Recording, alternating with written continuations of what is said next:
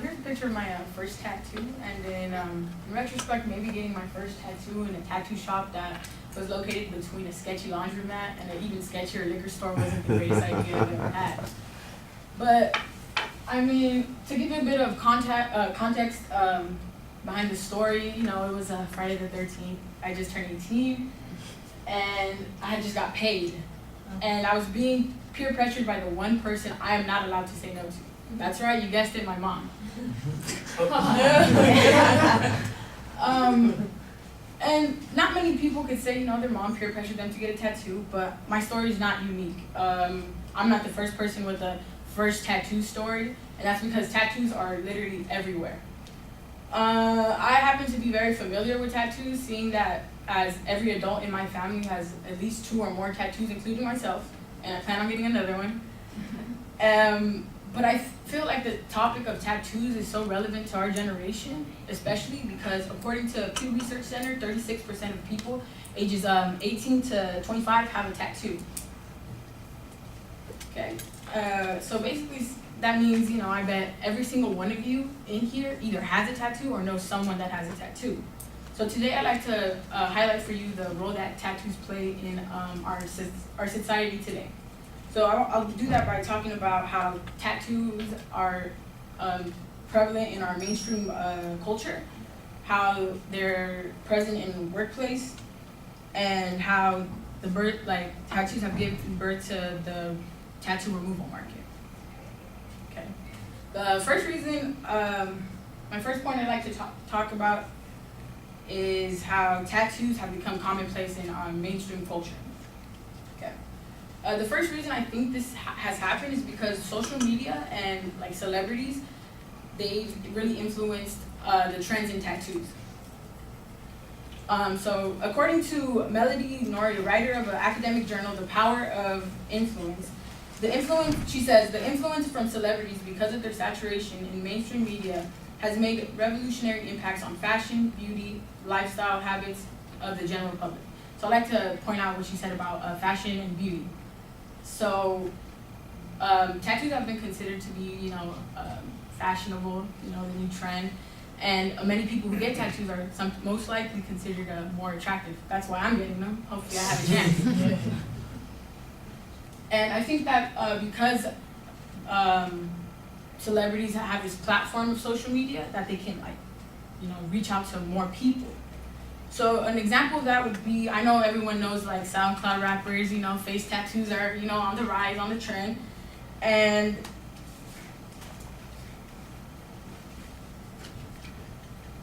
yeah, so face tattoos, big thing.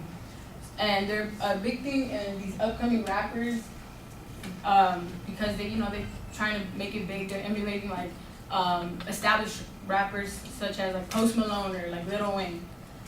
So according to Travis Harris, a creative director in LA that works with musicians, he says a lot of kids are doing it to make themselves bigger on social media, you know, to get attention, bring attention to their music.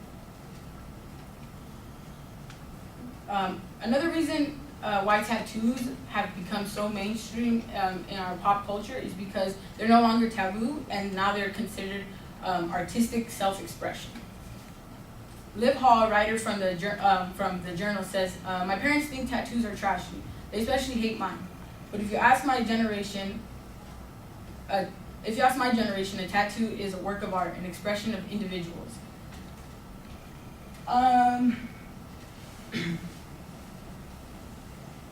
Yeah, so to emphasize that point, I'm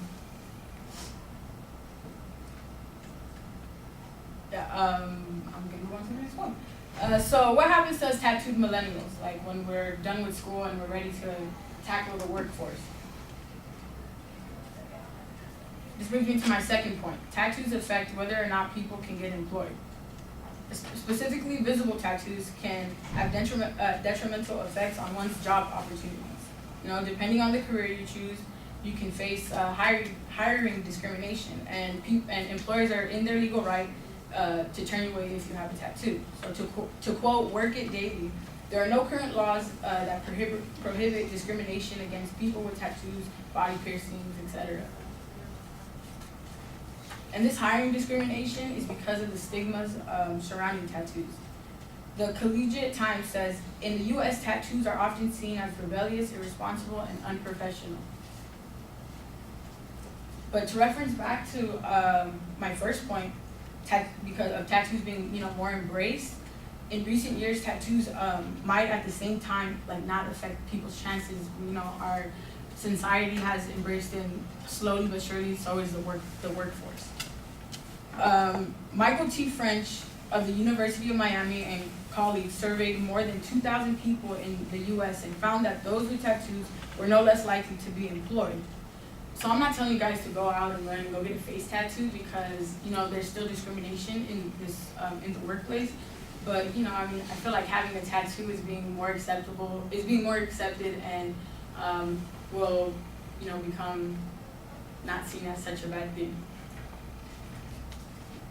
My third point is tattoos have also an economic effect on society, such that demand for tattoos are going up. Therefore, people are gonna, get some pretty stupid tattoos. Okay, and it's likely people are gonna get tattoos that they regret. Never, don't give up. No regrets. And according to the Allied Market Research, they stated that the tattoo removal market was valued at $11,614 million in 2016, and it's projected to reach $27,317 million by 2023.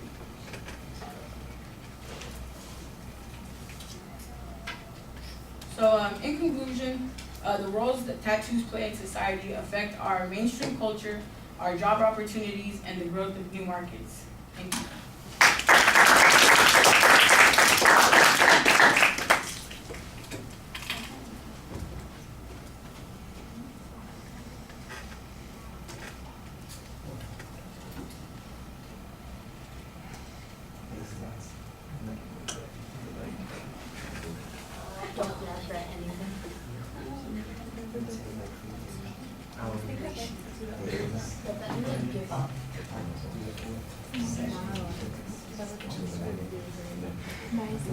It's growing.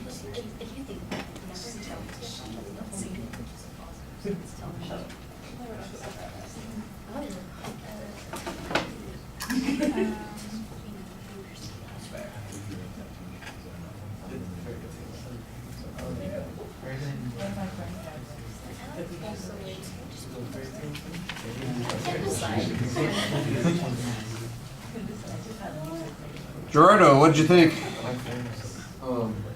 So she had her intention device was her own personal story. So besides her being loud and clear, so that got our attention. She had a good energy. Her thesis was clear. She had a preview. I didn't really hear any transitions. Her visuals were good also. And yeah, that's all.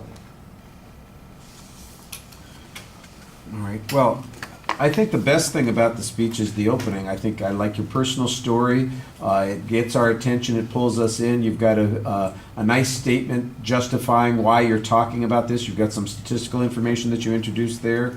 You've got a clear identification of what your purpose is, and there's a very solid preview, although the supporting points don't necessarily seem to fit together with the purpose statement, but they were clearly laid out for us, so I thought that was good.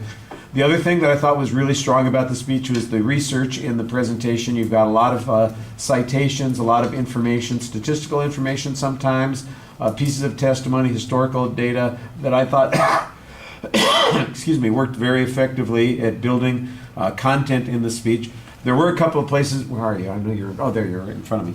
There were a couple of places where it was a little bit awkward, like in that last section when you were talking about the tattoo removal industry, and with the way you're presenting the numbers, those aren't numbers. The 11,000 million, that's not a number. I don't know how you say the number, but there's some other way that you need to say it. It's just as awkward the way it's being presented. So, and there's another one that fit in that same category that's just a little bit awkward. Probably you need a little bit of practice on that. The visuals are okay, although, you know, whenever you say, you know, people look at them as an expression of artistic achievement, and I'm looking at the face tattoos, there's nothing artistic about any of the facial tattoos. I've seen some body tattoos that are fantastic and beautiful, like you say, and then you got somebody who's put 2 X's and a crossbar on between their eyebrows. I'm going, yeah, that's not art, that's weird. You know, what are they accomplishing there? And you mentioned artists, you know, that do this kind of thing. You mentioned, you suggested that everybody would be familiar with them. Don't forget, I'm sitting in your audience. I don't know any of it. Post Malone is a name that I heard recently. And so I have like familiarity with this person in the last 3 months and never heard of them before. And all those other people that you mentioned, no clue who they are. I don't know if they're the people that you had in the visuals or not. I know there are a lot of people that are, like you said, looking for media attention and social media, and I think that might be another way to talk about that and say, you know, here are some people that have become social media stars because of their tattoos, or here are some wannabes who are trying to become social media stars that are tattooing themselves as a way of getting attention, maybe a few illustrations like that, and tell us their stories a little bit so that we know what's going on here. You treat it as if it's something I should already know, and frankly, I don't. But I had, did we hear that other tattoo speech in here? No, apparently not. I had a speech in one of the classes this week, I think it was, that talked about how the tattoo thing is not a barrier to people in employment anymore. So just like you were saying, and it was the same kind of thing. So there's a little conflating that's going on there. I'm trying to not mix the 2 speeches, but there was some of the same information that you had there as well. Like I said, I thought you started really well talking to us effectively in the presentation, the more you do that, the better off you are. The content is very nicely cited in the presentation, and it is organized. I'm just not sure why those supporting points fit together. It feels a little bit loose, but it is, you know, there is a structure to it, so that's okay. All right, thank you.